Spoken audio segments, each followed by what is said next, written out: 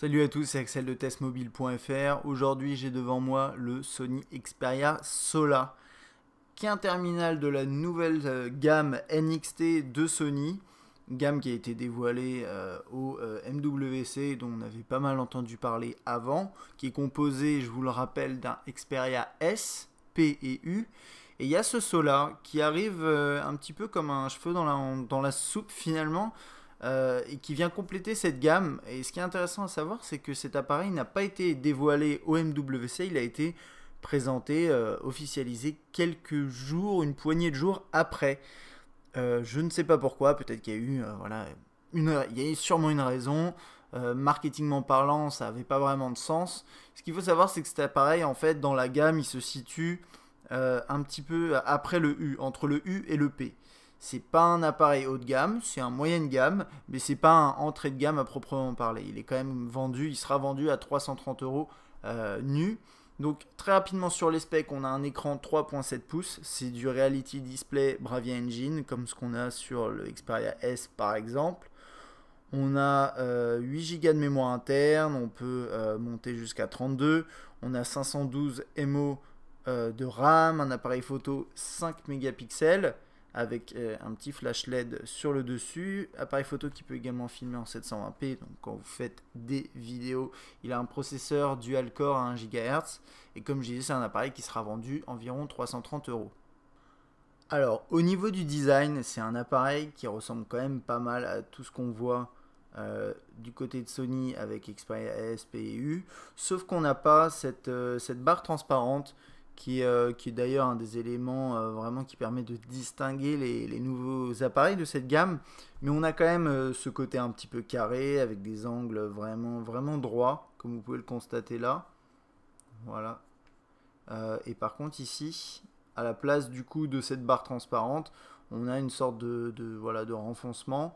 C'est pas trop mal, c'est même plutôt esthétique, c'est assez sympa. Maintenant, voilà, si vous aimiez particulièrement cette barre transparente, je pense notamment au U ou au P qui sont dans des prix similaires, et le U qui est d'ailleurs moins cher, avec un écran un peu plus petit de 3.5 pouces. Bah, préférez prendre, enfin choisissez plutôt un U, mais c'est vrai que sur celui-là on n'a pas ça. Alors, niveau design, enfin niveau au-dessus de l'écran, qu'est-ce qu'on a? Donc on a tous les capteurs classiques, pardon. En dessous, on a retour, home et menu. On a cet élément-là qui donne un peu l'impression que l'écran est un tout petit peu surélevé, mais bon, finalement, c'est juste, voilà, c'est un petit détail de design, hein, ça se sent même pas au toucher. Enfin, quand on le manipule, il n'y a rien. En dessous, on a le micro et un emplacement pour mettre une lanière. Sur la droite, là, on a le bouton de volume, le bouton pour l'appareil photo et le micro USB. Alors, le bouton de volume, il est vraiment bas quand vous regardez bien parce qu'il est ici. Donc, quand vous tenez l'appareil en main, normalement, dans la main dans laquelle vous tenez normalement un appareil, par exemple, si je le tiens dans la main droite, j'ai le pouce qui arrive là, généralement. Donc là, il n'y a pas de bouton power. On va en parler un peu juste après. Le bouton power est de l'autre côté. Donc il faut l'atteindre avec le doigt ici. Et pour atteindre le bouton de volume qui est en fait ici, vous ne voyez pas forcément bien la caméra, désolé. Voilà. Il faut appuyer avec le pouce en remontant un peu l'appareil. C'est pas forcément super pratique. Par contre, avec la main gauche, c'est un peu plus adapté avec le majeur ici ou l'index. Mais je trouve que c'est une idée assez bizarre de mettre le bouton de volume ici.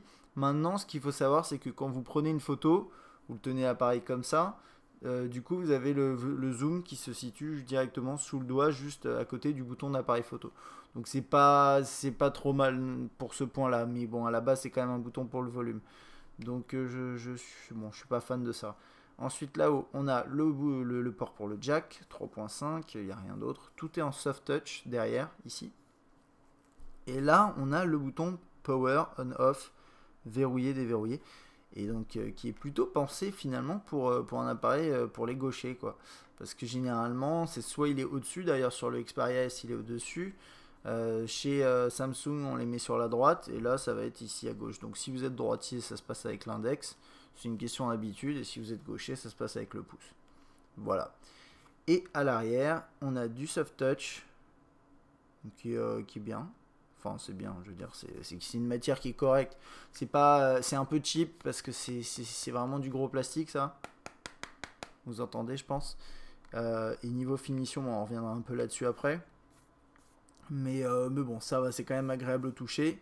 Et là, l'appareil photo 5 mégapixels avec le flash LED. Et donc là, vous voyez Public Announcement. Généralement, quand il y a ça, ça veut dire que c'est un proto. Et d'ailleurs, sur la fiche de presse, c'était écrit que c'était un proto. Donc c'est un proto. Mais d'ailleurs, c'est écrit juste à côté. Désolé, j'avais pas vu. Voilà, c'est écrit c'est noir sur blanc, même blanc sur noir. C'est écrit prototype. Alors, je dis ça juste avant de passer sur les finitions, parce que généralement, quand c'est des prototypes, on peut pas trop juger la finition de l'appareil. Mais je vais quand même en parler un peu parce que voilà, vous entendez. Donc là, sur le côté, il y a des petits éléments qui grincent. Ce genre de choses, j'ai tendance à penser que ça doit disparaître avec le temps et quand l'appareil devient finalement officiel et que c'est plus un prototype. Maintenant, aujourd'hui, on n'en sait rien, quoi. Disons que c'est...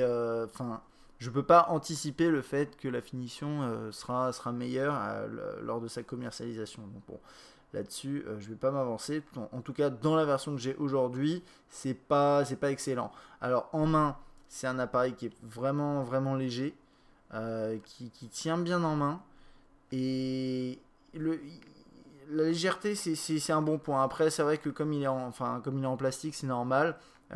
Sur un Xperia S par exemple qui est plus gros mais qui a aussi des matières un peu plus nobles, des plastiques un peu plus lourds, j'ai l'impression quand même que la sensation en main est meilleure, on sent qu'il y a un peu plus de qualité. Là c'est pas excellent mais ça reste correct. Et du 3.7 pouces, assez peu large, ça tient très très bien en main. Là vous voyez, je le tiens bien, je peux bien le serrer, il n'y a pas de souci là-dessus, donc ça c'est plutôt bien. Je crois qu'on a fait à peu près le tour pour ça. Il y a le haut-parleur en bas, voilà. Et puis c'est tout. Alors attendez, je vais vous montrer aussi comment ça se passe là-dessous parce que c'est assez vite fait. Donc voilà, donc là j'ai mis une carte micro SD, Nokia d'ailleurs.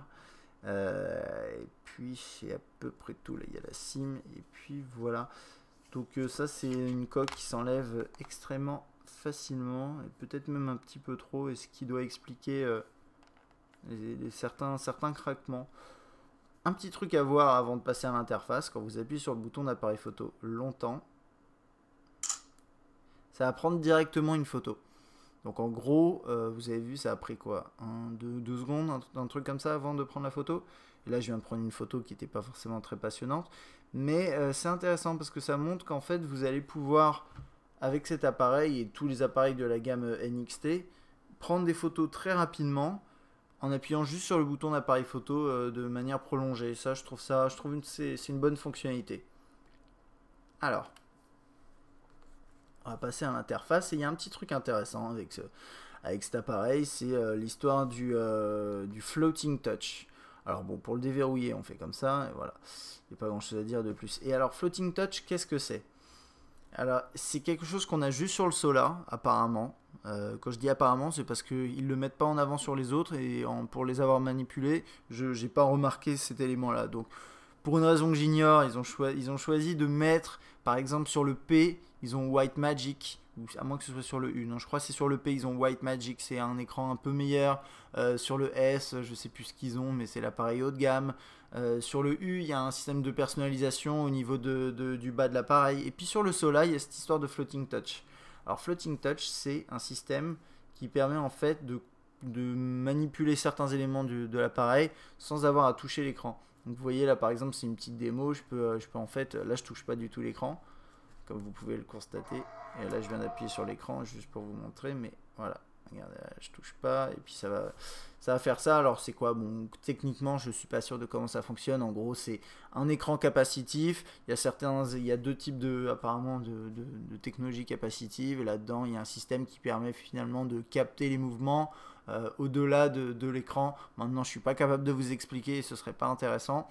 À quoi ça sert? Ça sert à rien là, ce que je suis en train de vous montrer, c'est juste pour la démo.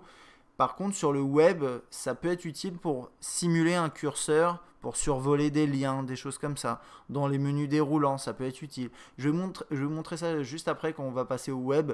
Ça peut être intéressant. C'est la seule utilité que j'y ai vue, franchement, aujourd'hui.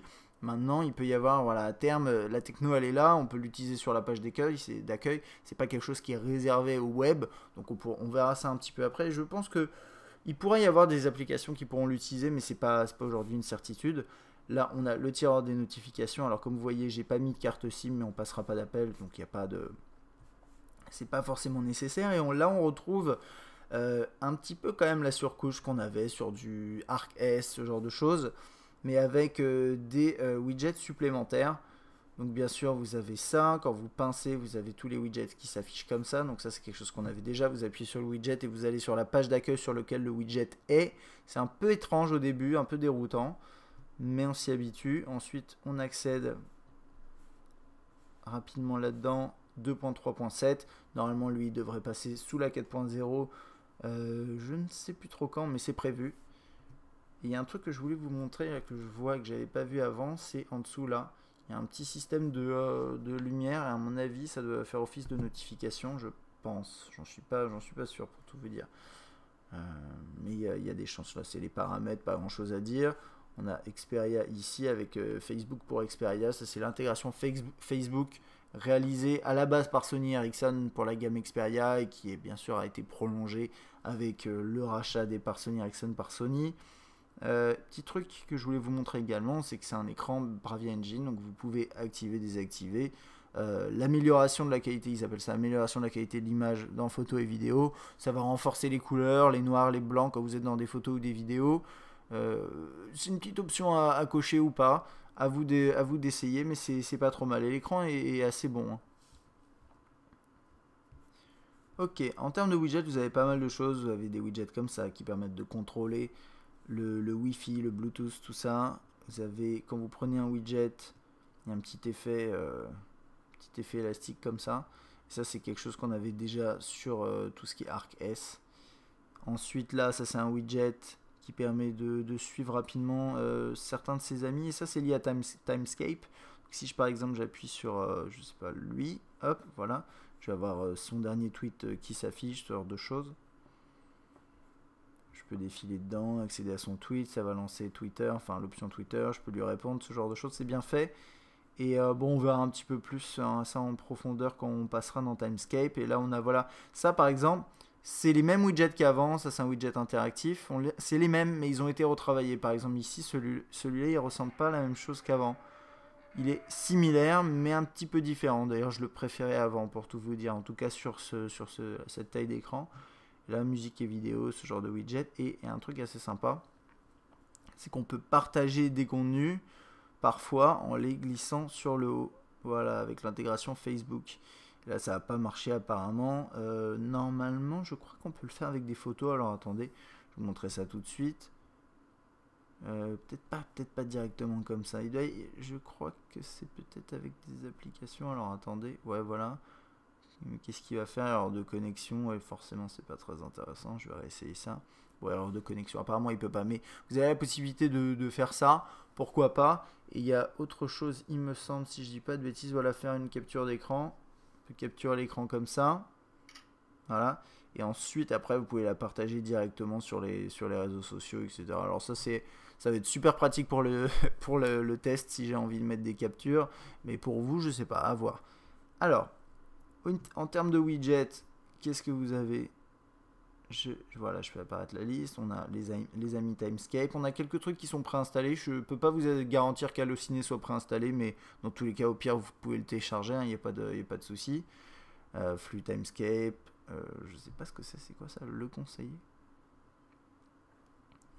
Ouais.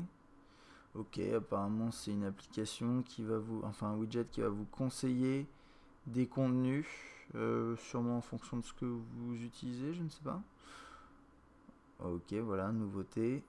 Donc ça, on ira voir un petit peu après tout ça, mais voilà, vous avez un listing des dernières nouveautés pour votre plateforme. Donc ça peut être un bon complément de l'Android Market, alors du Play Store, pardon, hein, qui est ici. Donc on va passer maintenant aux fonctions téléphoniques, à tout ça, assez rapidement, parce que l'interface, elle est nouvelle, mais elle ressemble quand même pas mal à ce qu'on connaissait avant. Donc là, on peut commencer à composer un numéro. Et je trouve que parfois l'écran est pas très réactif, quoi.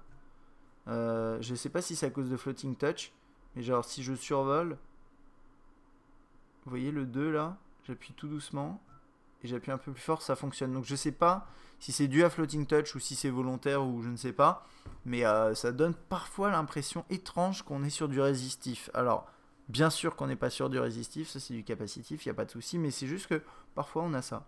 Je ne saurais pas vous expliquer pourquoi. Et vous avez vu, quand vous commencez à taper un numéro, vous avez une proposition qui s'affiche. Vous avez favoris et la liste de vos contacts. Ça, on ira voir, on ira voir tout de suite d'ailleurs. Donc voilà, vous appuyez là. Alors attendez, je vais passer dans le menu. Normalement, ça va être des contacts présentés différemment, il me semble. Peut-être pas, je ne sais pas. Donc là, on a ça, le menu, le petit menu déroulant qui permet, enfin, la petite pop-up qui permet d'accéder à différentes interactions assez rapidement. Vous rentrez dans un contact, vous avez la possibilité de lui envoyer un message ici, de l'appeler, vous avez son domicile, son anniversaire Facebook, si c'est intégré avec Facebook, c'est ce que j'ai fait. C'est assez classique, il n'y a pas grand chose à dire là-dessus, vous avez les lettres, etc. Vous pouvez rajouter un contact, hop, dire où est-ce que vous voulez le mettre, et puis après le synchroniser éventuellement avec Facebook, ce genre de choses. Donc ça marche bien, voilà, je n'y ai pas grand chose à dire de plus ici. Alors attendez, hop, obtenir des applis, c'est mis à jour, il me donne voilà, obtenir des jeux, des applis, etc. Bon, pourquoi pas. Ensuite, la messagerie. Alors on va commencer un nouveau message. Toc, le clavier par défaut. Et la première fois qu'on ouvre le clavier, alors ça c'est pas la première fois, donc je sais pas pourquoi il me le propose, mais en tout cas la première fois j'ai eu ça également, j'écris vite et j'utilise la correction automatique. Il va me demander ce que je préfère comme mode d'écriture. Alors moi je vais mettre j'écris vite, on va dire. Donc là en mode portrait, salut les amis, ça va, voilà, donc ça marche plutôt bien. En mode paysage c'est encore mieux. Logique. Après, disons que voilà, c'est pas le meilleur des claviers que j'ai eu l'occasion de tester. Il fonctionne bien, là, les prédictions sont bonnes. On va tester ça. Ouais, ça fonctionne. L'avant, parfois ils ont du mal. Donc ça c'est pas trop mal. Après, comme d'habitude, vous pouvez en télécharger d'autres si vous avez besoin. Là c'est clavier Xperia et après vous avez chinois et japonais si vous avez besoin ou envie. Et vous pouvez télécharger, enfin vous pouvez rajouter une image ici, donc ce qui permet de transformer un texto, un SMS en MMS. Donc ajouter une image, prendre une photo, ajouter un son, etc. Et c'est à peu près tout ici, je crois. Donc là, voilà, on est bon. Je vais juste rajouter un contact. On peut lui envoyer. Ça n'a pas fonctionné et ça s'affiche par système de bulles de manière extrêmement classique. De côté, ça donne ça. Et ici, voilà, ça donne ça. Alors, il n'y a pas de système de vue partagée comme on l'avait sur certains autres appareils de la gamme Xperia, mais bon, c'est très bien comme ça également.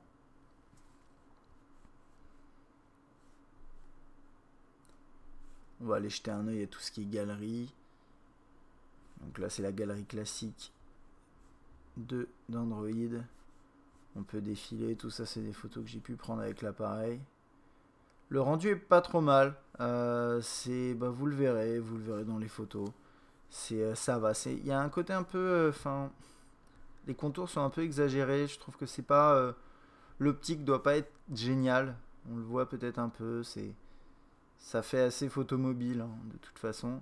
Les couleurs sont un peu parfois déformées, mais disons que voilà, pour un petit appareil photo rapide, ça suffit. Mais c'est vrai que là, par exemple, sur des photos comme celle-là, les couleurs sont pas du tout correctes. Enfin, elles sont très saturées, je trouve. Par exemple, là sur l'orange, c'est très saturé, ce genre de choses. Alors ça, c'est aussi le rendu Bravia. Et du coup, ce qu'on va faire, j'en profite, vu que je parle de ça, pour aller désactiver cette option et aller voir comment ça se passe. Là, le multitâche classique. Dans la galerie, je vais quitter pour voir si, bon, je sais pas s'il y a besoin de quitter ou quoi que ce soit. A priori, ça devrait pas changer grand chose. Ouais, non, le rendu est le même. Hein. Peut-être un peu différent. Disons que, ouais. Ouais, ça va à peu près, mais c'est vrai que je trouve que les couleurs sont un peu saturées. Il y a un truc à savoir également, c'est là, en fait là pendant que je suis en train de tester, je suis un peu, un peu incliné. Et comme vous allez le constater, les couleurs virent au pâle, je trouve, assez rapidement. Pas forcément pâle, mais il y a une sorte d'effet bizarre voilà, quand on regarde dans les angles. Donc au niveau de l'écran, c'est pas forcément dingue. Après, c'est vrai que si vous voulez des belles couleurs, des couleurs un peu plus prononcées, quitte à ce que ce soit parfois exagéré, bah, c'est pas trop mal. C'est vrai que Sony Ericsson fait là-dessus un boulot correct. Voilà. Ok, on va passer dans le menu principal et on va regarder un peu tout ce qu'on peut trouver. Donc tout ça, on a regardé messagerie, le navigateur web. On va aller voir ça et puis je vais vous montrer Floating Touch. Du coup, alors il me demande une carte SIM. Moi, je lui dis non, merci. J'ai pas besoin d'une carte SIM. On va aller sur Test Mobile. Si j'arrive à taper, il me le proposait. J'aime pas trop le clavier. Je trouve que j'ai l'impression il est pas très réactif. Et enfin, j'aime pas trop le clavier. En écriture, ça va, mais là, c'est assez bizarre. Pour écrire une URL, il y a quelques petits soucis, j'ai l'impression. Ok. Alors, je vais vous montrer le Floating Touch et vous allez voir, c'est assez marrant, mais c'est pas facile de vous le démontrer. Donc là, sur Test Mobile, je vais attendre qu'il... Non, voilà. Sur Test Mobile, j'ai un menu déroulant qui marche au rollover. Donc quand vous êtes sur Internet, sur votre ordinateur, vous passez votre souris sur le menu, il va s'ouvrir, ensuite vous choisissez le mobile dans la liste. C'est vrai que ça, c'est pas facile à utiliser sur mobile généralement. Et là, je passe mon doigt au-dessus. Il y a ça qui s'allume, qui s'ouvre. Et ensuite, je peux passer mon doigt, vous voyez, sur les différents liens. Alors, c'est pas facile de vous le montrer là parce que j'ai peur de toucher l'écran, mais voilà, j'ai touché l'écran. Vous avez vu, ça se souligne sans que j'aie touché l'écran. Ça simule une sorte de curseur. C'est intéressant. De là à dire que c'est nécessaire, indispensable, je ne sais, sincèrement non. C'est quelque chose de nouveau. Je trouve l'idée intéressante. Maintenant, il faudrait euh, trouver, j'ai envie de dire, une réelle utilité, quoi. Parce que si c'est juste pour accéder aux effets de rollover sur Internet, bon, c'est bien, mais on s'en passait déjà jusqu'alors sur les interfaces mobiles et sur mobile. Donc, je ne sais pas si c'est en soi vraiment intéressant. Mais bon, pourquoi pas. Pourquoi pas. Alors, qu'est-ce qu'on a d'autre? Je voulais vous montrer, je sais pas, des effets de rollover intéressants. Il n'y en a pas 36 000. Hein. Genre quand je passe, bah, ça se verra peut-être pas là ici, mais quand je passe sur le lien, ça va changer de couleur. Et là, j'ai cliqué dessus, génial, c'est pas ce que je voulais faire. C'est pas grave. Alors du coup, ça va nous permettre de voir un peu niveau fluidité comment ça se passe.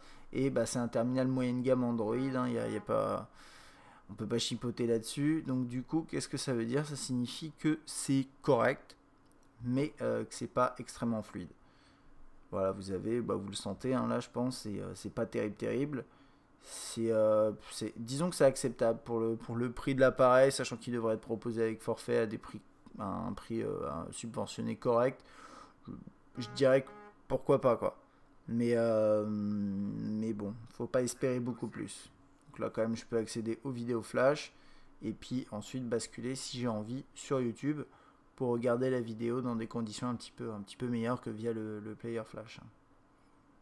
Donc là, c'est en train de charger. Je suis en Wi-Fi, mais bon, elle doit charger normalement. Donc voilà, ça c'est à nouveau le rollover. C'est un peu spécial comme truc. Donc du coup, je vais basculer sur un autre site et on va aller voir comment ça se passe. Un site un peu plus lourd, donc normalement, ce sera un petit peu plus compliqué. Bien sûr, vous avez toujours l'interface mobile. Et là-dessus, sur les interfaces mobiles qui sont plus épurées, bah, ça marche bien nécessairement. Hop, voilà, on passe là-dessus. Du coup, pendant ce temps-là, je vais vous montrer 2-3 réglages. Donc, on peut régler la taille de la police, le zoom par défaut, dimensionner mode paysage, activer les plugins, c'est à peu près tout hein, ici. Hein. Et voilà, et activer le floating touch, utiliser les éléments floating touch. Et ça, on peut l'enlever. Si vous en voulez pas, vous pouvez le désactiver. Donc là, un site bien plus lourd, bon bah forcément là, c'est pas évident. C'est pas évident du tout même. Et vous voyez là, voilà. Là, c'était pour le rollover au niveau des liens d'articles. Voilà, ça se passe comme ça. Quoi. Donc ça c'est intéressant, c'est pas, comme je vous disais, c'est pas indispensable.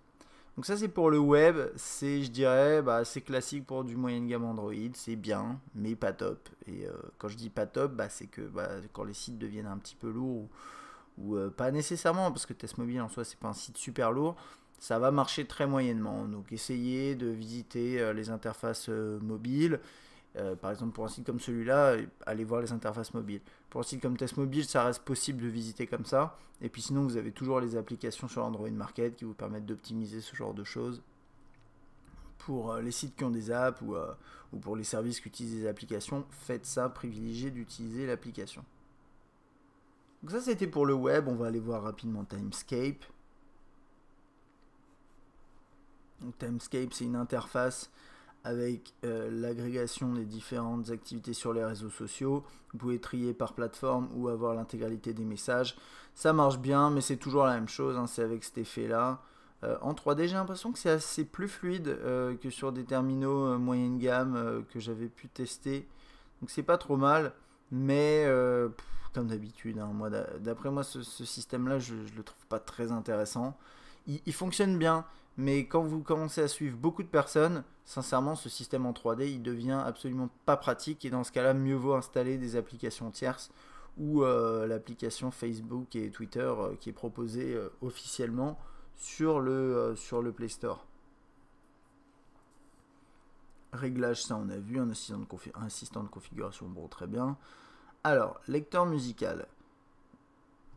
Donc, on va aller dans ma musique et là on a le listing des différents fichiers, donc soit par morceau directement comme ça, donc avec une liste complète, on peut défiler assez rapidement, c'est bien fait. Hop, on vient en arrière, on a les albums, ce genre de choses. En mode paysage, ça ressemble à ça, donc c'est un petit peu plus optimisé, avec un visuel sur le côté. On peut aller dans lecture et dans musique.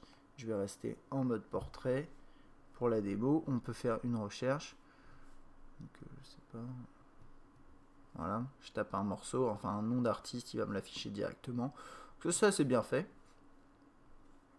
Vos listes de lecture. Données SenseMe, donc ça, il me semble que c'est... Oui, voilà, vous pouvez télécharger les... Alors, attendez, hop, on va voir si on peut télécharger les données. Téléchargement à démarrer, on verra bien. Alors, il me semble que ça, c'est un système qui permet de créer, par exemple, des playlists en fonction des différentes ambiances dans les morceaux, ce genre de choses. Donc là, on voit journée énergique, détente, gay, sereine, lounge, etc. Donc, on va voir si on arrive à le faire fonctionner un peu après. Music Unlimited, ça, c'est un service proposé par Sony qui permet de télécharger légalement, donc en achetant des fichiers, des albums, des morceaux, etc. Donc bon, ça, je vais pas y accéder, mais ça c'est pas mal qu'il le propose et qu'il l'intègre dans le lecteur musical. Et on a vos playlists favoris, vos morceaux favoris ici également. Alors on va aller voir comment ça se passe quand on rentre par exemple dans, je sais pas, imaginons là, voilà. Donc là on est dans un album, ensuite on a la liste des morceaux qui s'affichent de manière assez classique. On peut faire lecture aléatoire, ça marche assez bien. On peut lancer un morceau comme ça.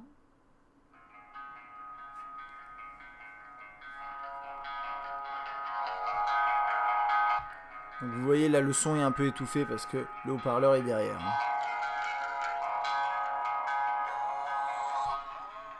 Normalement les pochettes sont censées s'afficher, mais là je pense ne pas les avoir dans le fichier. On peut défiler entre les différents morceaux comme ça. Là, hop, on accède à plus d'options ici. Donc on peut par exemple chercher des vidéos de karaoké sur YouTube, ce genre de choses, c'est assez sympa. On peut défiler dans le morceau là, là ajouter aux favoris, lire sur un appareil DLNA et mettre en file d'attente pour une lecture. Donc c'est dans une playlist temporaire si vous avez envie de lire le morceau et de l'intégrer dans une playlist. Alors attendez, hop, j'ai quitté le lecteur musical, on va aller dans ma musique ici. Et on va faire un petit test de haut-parleur, voir un peu comment ça se passe. Et je vais essayer 2-3 morceaux. Qu'est-ce que j'ai d'intéressant? Là, celui sur lequel on était, pourquoi pas. C'est un peu violent, mais... Là,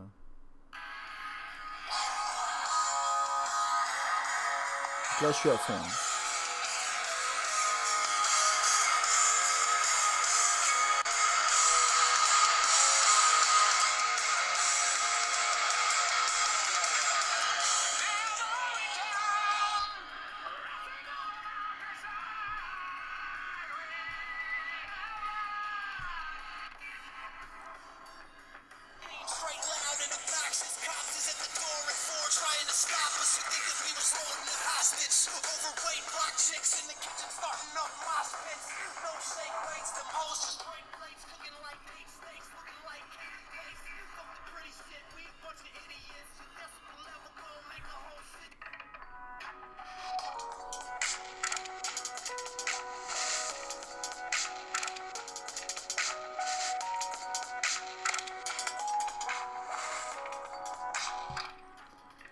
Bah, le haut-parleur est sincèrement est pas terrible. Je dirais que là, par exemple en termes de volume on n'est pas très très fort. Ça à la limite je dirais c'est pas dramatique. Ce qui pose plus problème ici c'est au niveau de la qualité du son. Ça dépend des morceaux. Là par exemple le tout dernier qui est un peu plus peace, un peu plus calme, ça passe. Disons que la qualité est ok. Après, quand on commence à écouter des morceaux un peu plus durs, un peu plus compliqués pour le haut-parleur, ça devient difficile et ça se ressent directement, hein. Clairement, c'est pas très très agréable à écouter. Donc bon voilà, ça c'est à prendre en compte. Clairement, le haut-parleur n'est pas terrible sur ce saut-là. Alors n'oubliez pas que c'est un appareil c'est un prototype, mais le composant du haut-parleur est définitif dans l'appareil que j'ai sous les yeux. Donc a priori, ça c'est pas quelque chose qui devrait changer. Même après, même avec une optimisation logicielle, je vois pas ce qui pourrait se passer de plus. Alors qu'est-ce qu'il me dit? Vous pouvez télécharger plus de pochettes pour vos morceaux en sélectionnant ma musique, option, télécharger info. Alors on va voir ça. Ma musique c'est où? Je suis bête, je suis là. Voilà, option, télécharger les infos musique, c'est ce que j'ai fait tout à l'heure. Et là il est en train de les télécharger en partenariat avec Grace Note. Donc ça c'est pas mal. Je vais pas pouvoir voir si ça marche vraiment puisqu'il y a encore certains trucs où il n'y a pas grand chose. Bon, ok, bah, pourquoi pas. Bon, en tout cas, j'aime bien ce genre de système quand même qui permet de récupérer certaines informations pour vos morceaux. S'il y a eu, voilà, si c'est des morceaux que vous avez depuis longtemps, vous n'avez pas les infos, vous pouvez les télécharger. Après, si vous téléchargez les morceaux via Music Unlimited, vous aurez toutes les infos dedans. Ça c'est sûr. Ensuite la galerie on a vu. On va passer par l'appareil photo. Donc appareil photo qui est intéressant puisque bon, il y a un bouton d'appareil photo comme je vous montre au début. Et là la caméra a du mal. Voilà. Et la petite fonctionnalité que je vais vous remontrer au passage, c'est ça. C'est vous restez appuyé là. Voilà, ça va prendre la photo. Toujours en mode photo, la caméra qui a du mal. Et si j'appuie quelque part après, normalement il me dit, ouais bon là il me l'a pas affiché. Voilà, sortie du mode démarrage rapide. En fait il y a un mode démarrage rapide qui est proposé quand vous prenez une photo de la façon, enfin ce que je viens de faire là. Et après vous pouvez le quitter et accéder à plus d'options. Alors là-dedans qu'est-ce qu'on a? On a différents modes de scène. Désactiver les modes de scène, portrait, paysage, etc. Hop, voilà. Résolution. Alors attendez, je vais retourner là-dedans. C'est pas ce que je voulais montrer. Là, ok, on a mode de nuit. Là, ici, on a panorama avec balayage 3D à angle multiple. Donc ça, c'est pour faire des panoramiques. C'est pas trop mal, il y a 3 options. Et il y en a un en fait où quand c'est en 3D, c'est qu'après vous pouvez les visualiser normalement sur des téléviseurs 3D, ce genre de choses. J'ai pas testé parce que j'ai pas d'appareil compatible. Mais on avait ça également sur les derniers appareils de Sony Ericsson, Sony Ericsson 2000, courant 2011 en gamme Xperia. Et je crois qu'on l'a bien sûr également sur tout ce qui est Xperia S, P et U. On peut gérer, ça c'est pour la luminosité, alors je sais plus, oui voilà c'est ça. Enfin l'exposition pardon. Le flash, automatique flash d'appoint, donc ça c'est flash tout le temps activé, automatique. Et là on a l'accès à la galerie. Là hop on appuie là, on a toutes les options qui se regroupent ici. On a un peu plus d'options également, le retardateur, détection de sourire. Ça c'est assez bien fait. Ça c'est quelque chose qu'on avait déjà vu, mais il détecte les sourires. Il est capable de vous dire si le sourire est moyen, léger ou grand. Et donc par exemple je vais mettre grand sourire. Et vous allez avoir, alors il faudrait un visage, et j'ai pas de visage sous la main à part moi, mais ça va pas être possible là parce que je suis derrière la caméra. Mais en gros, bon bah, croyez-moi sur parole, mais en gros quand vous filmez un visage, enfin quand vous photographiez un visage, il va vous mettre, vous mettre une sorte de jauge à côté du visage qui vous montre si la personne sourit beaucoup ou un peu ou pas. Et c'est assez bien fait, c'est assez amusant. Alors je sais pas si c'est vraiment utile, mais moi je trouve ça bien foutu. Donc hop, on va l'enlever. Ensuite, retardateur, le mode de focus, on peut également passer en mode simple, détection de visage ou infini. Alors si vous êtes en détection de visage, c'est là que vous allez pouvoir faire le système du sourire. À mon avis, si vous êtes en mise au point, je sais pas, infini, je crois pas. Bon, peut-être que c'est possible. Je ne sais pas, ouais, le mode de focus là, voilà. Quand vous faites détection de sourire, en fait, le mode de focus, il est automatique. C'est ce genre de choses. Hop, on va faire ça. Valeur d'expo, c'est ce qu'on a vu tout à l'heure, les ISO et la balance des blancs. Et hop, on a une deuxième page avec tout ce qui est mesure. Donc avec centrale, moyenne et spot. Toc, méthode de capture. Capture tactile ou avec... Alors ça c'est assez amusant, je ne sais pas pourquoi.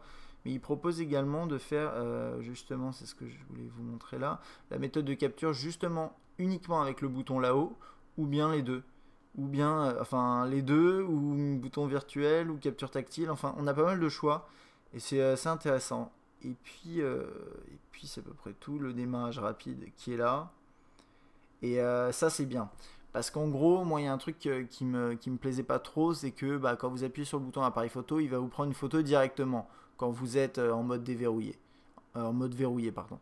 Et ça c'est pratique, mais si vous n'avez pas tout le temps envie de le faire, en fait ça va quand même vous prendre la photo. Et là vous pouvez passer en mode démarrage uniquement, ce qui va vous permettre de faire des choses comme ça.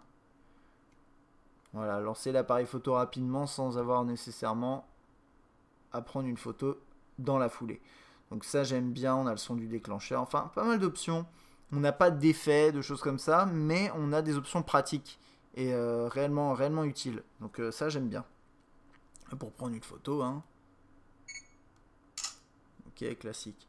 Ensuite en mode vidéo. Et là on va prendre, je sais pas, hop, un autre téléphone pour tester ça parce que j'ai un petit... Oups, c'est pas ce que je voulais faire. Voilà, donc là c'est un peu plus zoomé ici. On peut zoomer, dézoomer avec les boutons là. D'ailleurs, vous pouvez zoomer, dézoomer en photo également, hein. Et là, quand vous filmez, vous avez l'autofocus continu. Donc qui marche bien, hein. Donc là, par exemple, je vais faire le focus ailleurs juste pour vous montrer ça. Voilà. Hop, je repasse là. Toc, c'est rapide, hein. Donc ça, c'est pas trop mal. Par contre, j'ai trouvé que l'image était un peu tremblotante. Vous voyez là, j'essaye de vraiment pas bouger, l'image tremble un petit peu. Je sais pas si c'est le fait que ce soit un prototype, mais bon, ça c'est un peu bizarre. Donc, et je voulais d'ailleurs voir du coup, parce que là il y a le stabilisateur d'image qui est activé, donc bon, bah a priori normalement ça devrait pas poser de problème.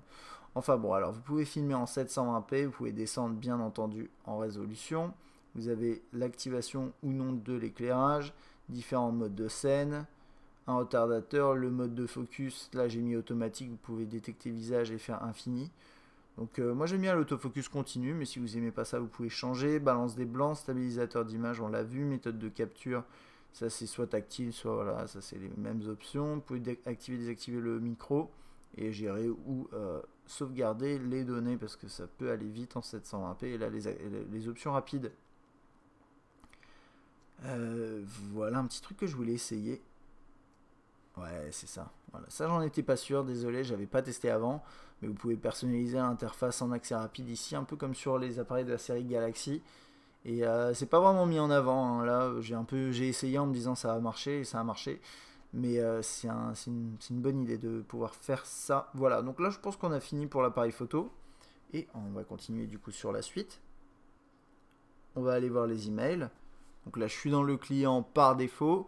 Bien sûr, vous pouvez également utiliser le client Gmail proposé par Android si vous êtes chez Google pour vos emails, mais bon, voilà, c'est pas forcément nécessaire. Et ensuite, vous avez celui-là, et ce qui est intéressant, c'est que vous avez ce système de colonnes, hein, que vous pouvez hop, déplacer, ensuite défiler dans vos mails, ouvrir un email, zoomer, dézoomer dedans, le sélectionner comme, enfin, faire ce que vous avez à faire, répondre, etc. Et vous pouvez défiler, hop, enfin, vous mettre en mode portrait et voir le mail comme ça. Donc ça c'est assez bien fait, j'aime bien. Et hop, si on vient en arrière, on a ça, on peut faire plus.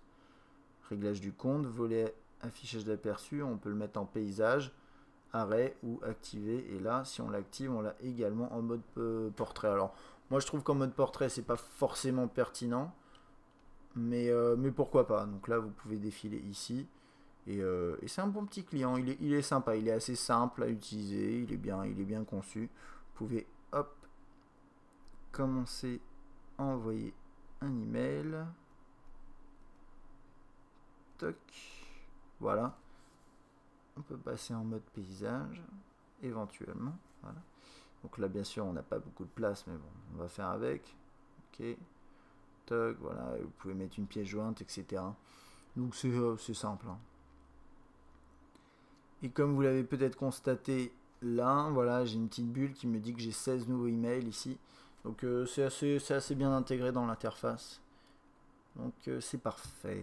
Ok, ensuite on a le Play Store, ça je vais pas regarder. Facebook, c'est classique Facebook. Ensuite on a le calendrier qui a été également modifié à l'occasion, pour l'occasion. Voilà, qui ressemble à ça en mode paysage avec les semaines, les jours, bien sûr que vous pouvez synchroniser, c'est le but. Je sais plus à quoi ça sert ça. Ok, on va appuyer là, voilà, ça permet d'afficher différents éléments, agrandir ou minimiser cet espace. C'est assez bien fait et bien sûr c'est synchronisable avec Google Calendar, et pas uniquement. Mais ça marche très très bien avec Google Calendar. D'ailleurs, voilà, vous voyez, j'ai mon calendrier testmobile@gmail.com, etc. Donc, qui a un compte de test, hein, comme parce qu'il y a des personnes qui m'envoient des emails sur cette boîte et si vous n'obtenez pas de réponse, c'est normal, c'est parce que c'est pas un email que j'utilise. Si vous voulez me contacter, préférez laisser un commentaire sur YouTube ou sur Test Mobile, c'est un peu plus, c'est un peu mieux. Ensuite, musique unlimited, vidéo unlimited, donc ça c'est les services de contenu illimité illimité entre guillemets, de téléchargement, achat, etc., location, proposé par Sony. Ensuite, bon, le reste, c'est pas grand chose. Track ID, c'est une sorte de Shazam qui détecte un morceau, vous dit vous écoutez un morceau, vous le faites écouter, ça vous dit qu'est-ce que c'est, et ensuite vous pouvez l'acheter ou le télécharger. WhatsApp qui est préinstallé apparemment, j'en suis pas trop sûr. Appareil photo 3D, ça c'était pour l'histoire des panoramiques. Normalement, on va aller voir ça. Ouais, voilà, on peut faire des panoramiques et ensuite les visionner sur une télévision compatible à 3D. Une télévision 3D ou un écran 3D. Tout ça après, je pense que c'est des petites options sympas. Alarme, chrono, horloge mondiale, etc. Ça c'est pas mal. Radio FM. Je pense qu'il va falloir mettre un kit main libre comme d'habitude. Wise Pilot, normalement c'est un système pour la navigation GPS, mais bon, on va pas aller la voir. Ça c'est préinstallé, mais de toute façon vous avez Nokia Maps, donc j'ai dit Nokia Maps et je voulais dire Google Maps, pardon. Et voilà l'album en 3D. Mais là il n'y a rien dedans, ça c'est l'album de vos réalisations au niveau des panoramiques.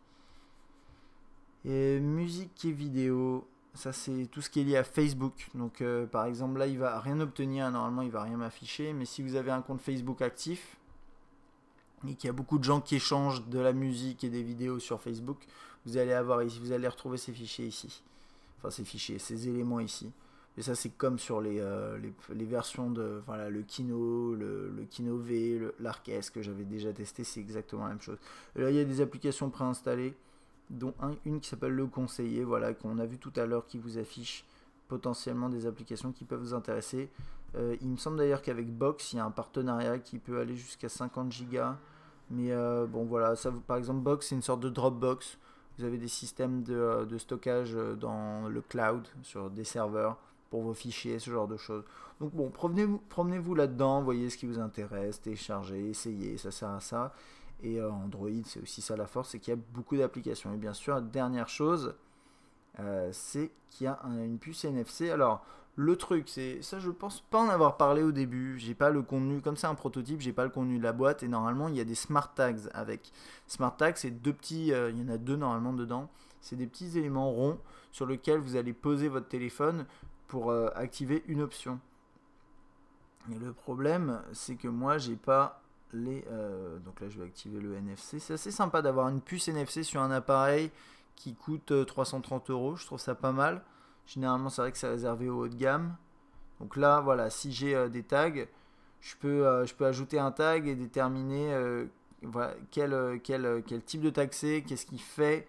Donc par exemple, j'ai un tag qui va s'appeler actualité, je le passe dessus, donc physiquement, hein, je passe mon téléphone dessus, et ça va m'ouvrir ma page d'actualité, ou je sais pas, c'est ce genre de choses. Maintenant, vous pourrez réaliser des actions avec des tags si vous avez des tags, et normalement vous les avez dans la boîte. Là j'en ai pas, donc j'ai pas pu essayer, hélas. Et j'essaierai de faire ça avec mon test du Xperia S si j'en ai. Ou de toute façon j'essaierai de vous montrer ça à un moment ou à un autre. Après je sais pas quand est-ce que je vais pouvoir le faire, ça dépend pas que de moi hélas.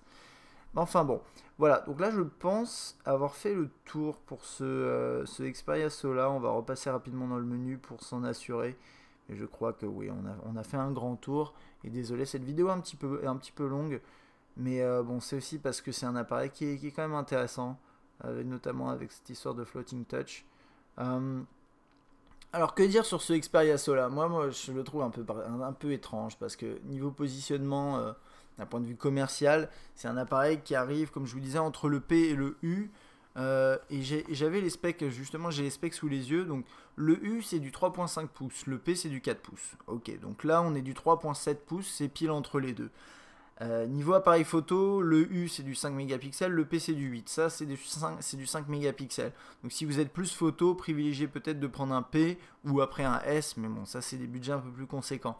Niveau vidéo, d'ailleurs, le P filme en 1080p, le U en 720p, celui-là en 720p. Donc finalement, cet appareil, il ressemble beaucoup plus à un Xperia U, mais avec un écran un tout petit peu plus grand et qui coûte 330 € au lieu de 270 € pour un U, sachant que sur celui-là vous avez floating touch et vous n'avez pas l'histoire des personnalisations des coques, voilà. Donc c'est à vous de voir ce que vous préférez. Avec le U, c'est un écran plus petit, mais vous avez la personnalisation et la barre transparente si vous aimez bien ces notifications-là. Le Sola, vous n'avez pas la barre transparente, vous avez un écran un peu plus grand et vous avez Floating Touch qui peut être un truc utile. C'est vrai que Sony a décidé apparemment de rajouter quelques petites différences sur chacun de ces appareils qui sont exclusifs à l'appareil. Et sinon sur cet appareil là, qu'est-ce que j'en ai pensé? La surcouche est bonne, le form factor est bon également, il tient bien en main. Globalement, par rapport au design, etc., j'ai pas grand chose à dire, je le trouve assez sympa.